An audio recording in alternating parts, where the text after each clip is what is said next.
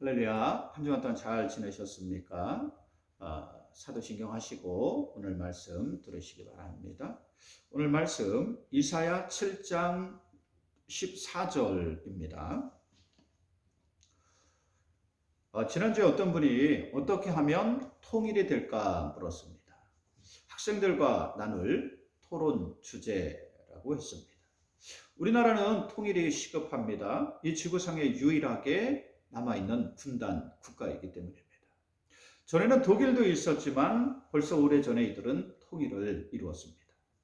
그리고 강원도는 세계에서 유일하게 분단되어 있는 도입니다. 북한에도 강원도가 있고 우리는 남쪽에 있는 강원도 춘천에 살고 있습니다. 그러므로 분단의 아픔이나 현실을 좀 더 느낄 수 있는 그러한 상황 가운데 있습니다. 어떻게 하면 통일이 될까? 여러 가지 방법이 있지만 쉽지 않습니다. 방법이 있는 것 같지만 사실 방법이 없어요. 우리와 북한이 서로 다른 통일을 원하고 있기 때문입니다. 우리는 평화적인 통일을 원하지만 북한은 공산화되는 통일로 적화 통일을 원하기 때문입니다. 이러한 입장은 수십 년이 지나도 양쪽에서 변함없이 고수되고 있습니다. 그래서 어려워요. 방법을 찾지 못합니다. 그다음 우리는 생각을 바꾸어야 합니다. 어떻게 하면 통일이 될까가 아니라 왜 통일이 되지 못하는 것일까? 왜 통일이 되지 않는 것일까를 생각해 봐야 돼요. 그리고 그 원인을 제거하다 보면 가능성이 점점 높아질 수 있기 때문입니다. 무엇 때문에 통일이 되지 않는 것일까요? 앞에서 말씀드린 대로 가장 큰 문제는 이념 문제예요. 공산주의를 대표하는 북한과 자유주의를 대표하는 우리나라가 팽팽하게 이념이 맞서 있기 때문입니다. 또 북한은 자기만 있는 것이 아니라 옆에 중국과 러시아와 같은 공산권을 이루고 있습니다. 우리는 미국과 일본과의 또 그 관계가 있어요. 지리적으로도 강대국 틈바구니에 끼어 있어서 어떠한 것을 스스로 결정하기 어려운 상황에 있습니다. 또한 독자적으로 통일을 이룰 만큼 강한 힘을 가지고 있지도 못합니다. 과거 독일은 서독이 동독보다 훨씬 앞서 있었어요. 경제적으로도 훨씬 준비가 되어 있었습니다. 그래서 이 낙후된 동독을 통일 후에도 끌어갈 수 있었습니다. 이러한 여러 가지 원인들이 있어서 통일이 어려운 상황 가운데 있습니다. 근데 진짜 문제는 이러한 게 아니라는 거예요. 이러한 것이 진짜 원인이 아닙니다. 통일이 이루어지지 않는 진짜 이유가 있습니다. 바로 그것은 정말 통일이 되기를 원하는 사람이 많지 않다는 거예요. 거의 없다는 겁니다. 아니, 무슨 얘기입니까? 나는 통일되기를 얼마나 바라는데 과연 그럴까요? 여러분 올 한 해 동안 통일에 관해서 과연 몇 번이나 생각해 보셨습니까? 올 한 해가 다 지나가는데 최근 몇 년 동안 통일에 대해서 진지하게 생각해 보신 적이 있습니까? 아마 없으실 겁니다. 그러면 이건 중요한 과제가 아닙니다. 나한테 중요한 비중이 아니라는 겁니다. 우리는 어릴 때부터 통일에 대해서 너무 많이 들어왔습니다. 눈만 뜨면 통일 노래를 부르고 통일 그림을 그리고 통일 포스터를 만들어 붙였습니다. 또 정치인들은 자기가 대통령이 되면 통일을 추구하겠다고 누구나 공약을 내걸었어요. 귀에 못이 박힐 정도로 많이 들었습니다. 그래서 통일을 당연한 것으로 알고 있습니다. 그러나 정말 우리가 통일이 되기를 원할까요? 통일이 최우선의 과제라고 생각할까요? 우리가 손해보고 피해를 보더라도 꼭 이루어야 하는 것이라고 생각할까요? 그렇지 않습니다. 지금 당장 통일이 되면 우리가 손해보는 것이 훨씬 많습니다. 낙후된 북한을 그동안 우리가 수고하여 벌어놓은 것들로 먹여 살려야 합니다. 세금이 올라갈 것이고 물가 역시 함께 상승하게 됩니다. 많은 것을 양보하며 내려놓아야 됩니다. 우리는 주변에 낯선 사람이 보이거나 외국인이 있으면 냉담합니다. 외국인 노동자나 조선 쪽에 대해서도 우리는 결코 좋은 이미지가 아닙니다. 그런데 통일되면 북한의 주거가 부정확한 사람들이 밀려들 거예요. 민생 치안 문제가 훨씬 심각해질 것은 뻔합니다. 일자리가 또한 줄어들게 됩니다. 이러한 것을 알면서도 과연 통일을 원하는 사람이 얼마나 될까? 거의 없다는 거예요. 진짜 원한다면 다른 방법으로라도 통일을 생각해 보고 추진하려고 했을 것입니다. 일방적으로 자신이 이익이 되는 방향으로 되기를 원합니다. 이것은 진짜 원하는 것이 아닙니다. 통일도 나에게 이익이 되어야만 되기를 원합니다. 결국 통일이 되지 않는 이유는 정말로 이것을 원하는 사람이 없기 때문이에요. 그래서 통일이 되지 못하고 있는 겁니다. 겉으로는 통일을 이야기하지만 진짜 바라는 사람이 많지 않다는 거예요. 진실함이 없다는 겁니다. 우리가 믿음 생활하는데 역사가 일어나지 않습니다. 삶의 변화가 없고 기쁨이 없습니다. 삶이 여러분 기쁘지 않고 활력이 없어요. 왜 그럴까요? 이것도 같은 원리입니다. 우리가 믿음하지만 진짜 믿음이 없기 때문이에요. 구원하지만 진짜 구원을 바라지 않기 때문입니다. 천국 하면서도 지금 당장 천국에 가고 싶어 하는 사람은 많지 않습니다. 겉으로만 말해요. 내가 할 일, 내 계획, 내 목표를 좀 이룬 다음에야 가길 원합니다. 세상을 좀 멋지게 살아보고 그 다음에 문제라고 이미 정해놓았습니다. 우리 주님이 다시 오심을 기다린다고 하지만 오늘은 아닙니다. 지금은 아니에요. 누가복음에 나오는 어리석은 부자처럼 좀 더 벌고 재산을 모으고 창고를 채우고 이제 좀 먹고 마시고 놀아본 다음에 와야 한다고 이미 정해놓았어요. 내 꿈이나 내 목표, 내 계획을 이룬 다음에야 하나님의 계획이나 구원도 이루어져야 한다고 생각합니다.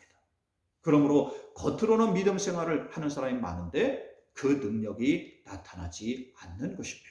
디모데후서 3장 5절 말씀처럼 경건의 모양은 있으나 그 능력이 일어나지 않는다는 거예요. 우리나라에도 벌써 복음이 들어온 지 140년이 지났습니다. 신학교에 가서 보니까 신학생들이 대부분이 목사님 자녀나 장로님 자녀들이 많았습니다. 믿음이 몇 대씩 내려오는 집안도 수두룩했어요.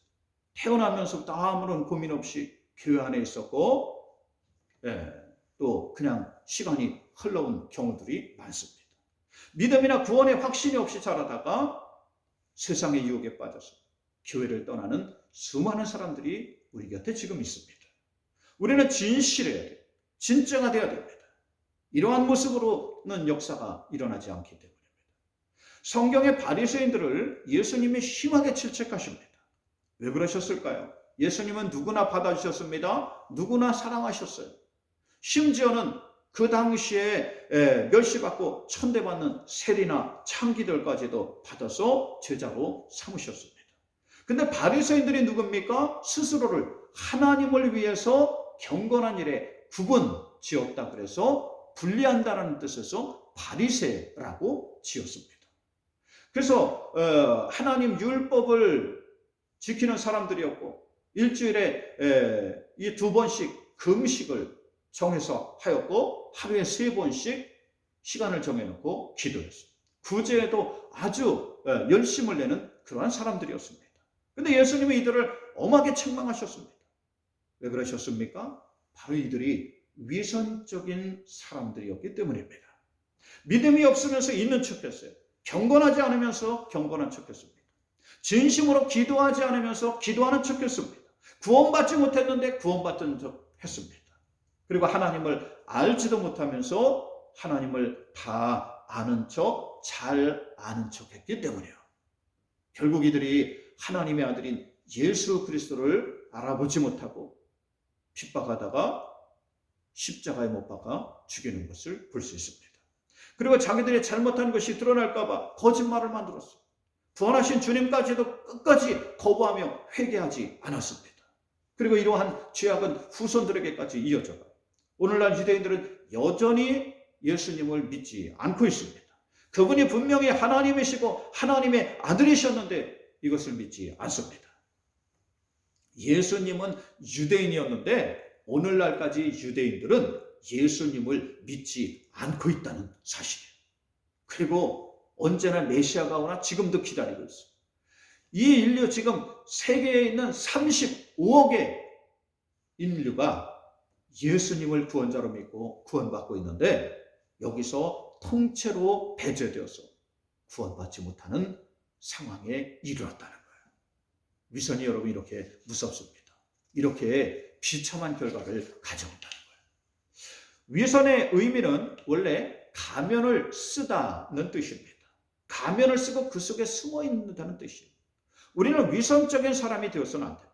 그럼 우리 역시 비참하게 됩니다. 우리는 진짜가 되어야 합니다. 믿음의 사람이 되어야 돼요. 진짜 성도가 되어야 합니다.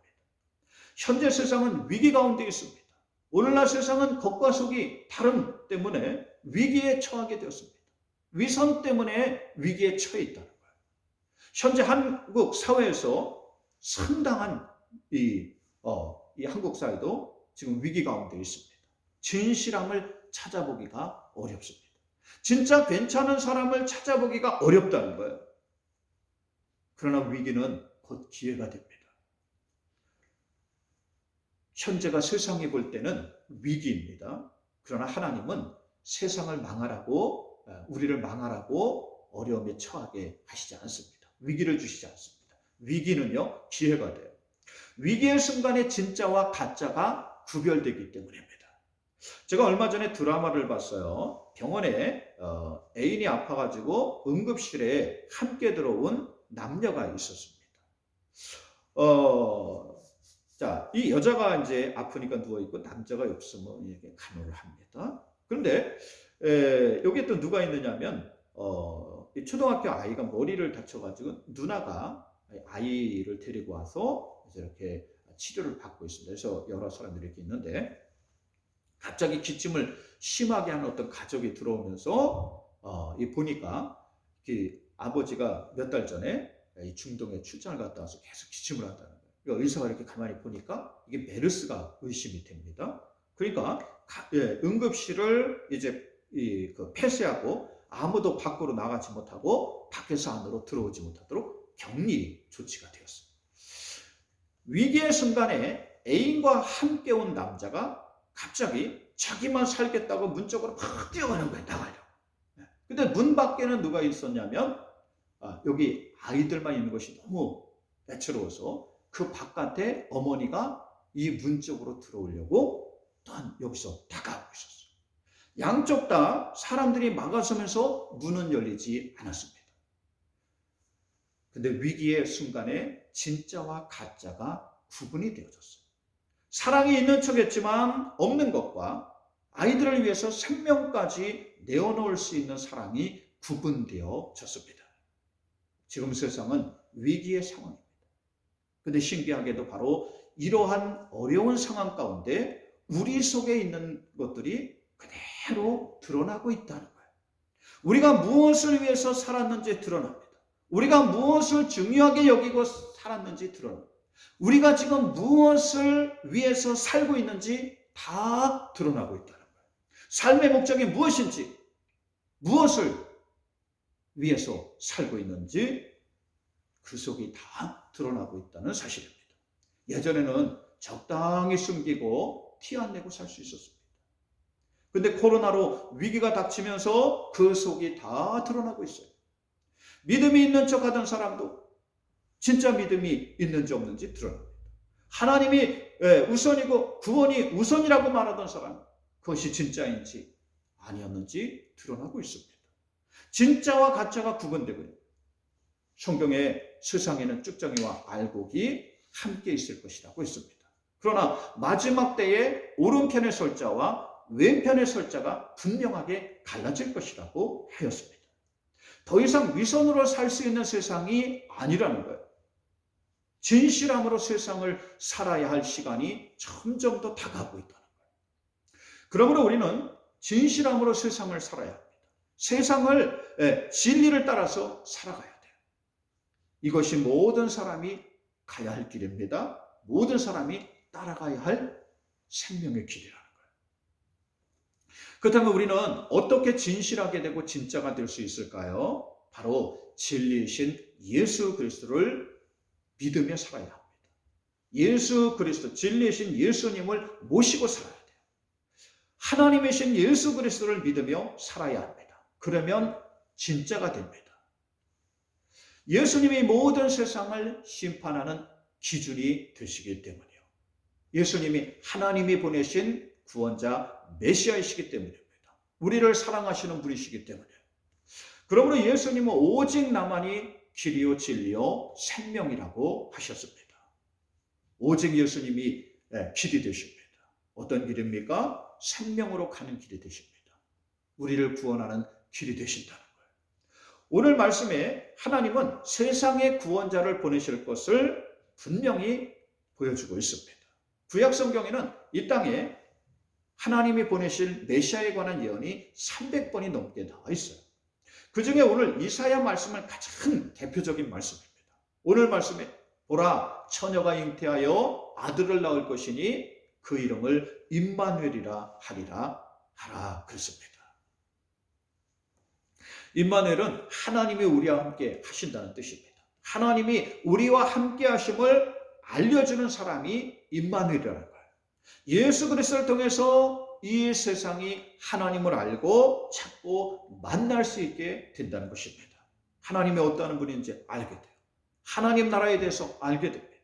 세상에 있는 생명이 전부가 아니라 하나님이 주시는 진짜 참 생명이 있음을 알게 된다는 거예요. 성경 바로 이러한 예언의 말씀대로 오신 분이 예수 그리스도이심을 우리에게 알려주고 있습니다.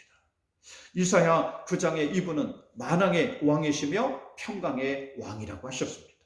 이사야 42장에 하늘을 창조하시고 땅과 그 소산을 만들어내시며 이방의 모든 사람을 구원하실 분이라고 하셨습니다.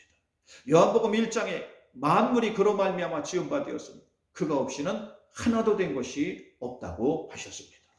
그러므로 예수님이 역사의 주인이시며 시간의 중심에 계십니다. 세상 모든 것이 바로 이분을 중심으로 하나님의 계획을 따라 오늘도 진행되어 가고 있다는 사실이요. 이러한 주님을 믿고 사는 사람이 오늘날 세상에서 가장 바르게 사는 사람입니다. 세상을 가장 훌륭하게 살고 있는 사람이라는 거예요. 그러므로 여러분들이 이러한 사람들이 되시길 주의 이름으로 축원드립니다. 우리는 진실함을 되찾아야 돼요. 진짜 믿음의 사람이 되어야 합니다. 하나님은 우리에게 엄청난 것을 바라지 않으십니다. 뭐 대단한 일을 행하라고 하지 않으셨습니다. 우리가 예수 그리스도를 믿고 진실한 사람이 되는 것, 이것 하나만 바라신다. 이 땅에 오시는 임마누엘의 주님만 바라보는 사람이 되라는 거예요. 그러면 하나님이 우리와 함께 하십니다. 하나님이 이루어 가시는 줄 믿습니다. 그러므로 마가복음 9장 23절에 예수님이 할 수 있거든이 무슨 말이냐? 믿는 자에게는 능치 못함이 없느니라 라고 하셨습니다. 그런 문제는요, 저절로 풀리게 돼 있어요.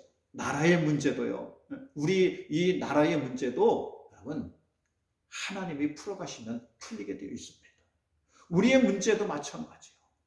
나에게 여러분 정말 사방이 다 막힌 것 같아도 하나님이 풀어가시면 풀려갑니다.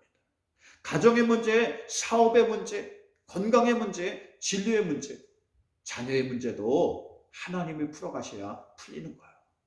시편 46편 10절에 너희는 가만히 있어 내가 하나님 됨을 알지어다 라고 하셨습니다. 출애굽기 14장 13절에 너는 가만히 서서 그가 행하시는 놀라운 일을 보라 하나님이 이루시리라 라고 하셨습니다. 지금 강림절입니다. 예수님이 이 땅에 오심을 예비하는 귀한 절기예요. 여러분 두려움 가운데 살 것이 아니라 예수 그리스도 이 강림절에 우리를 찾아오시는 예수 그리스도를 중심으로 살아야 합니다. 예수님을 영접하고 진리를 따라 살아야 하는 줄 믿습니다. 여러분 이러한 강림절이 되시길, 또 이 강림절 끝에 이러한 거룩한 탄생이 있습니다.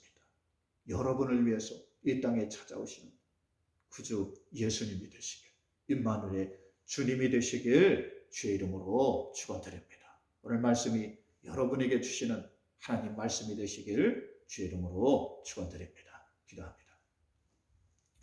하나님 오늘 방송으로 이렇게 예배 드립니다. 오늘 세상의 사람들이 무엇을 위하여 살아야 할지 알지 못하고 자신에게 있는 그 귀한 시간들을 헛된 세상의 욕망만 위해서, 내 목표, 내 꿈만 위해서 사용하고 있습니다.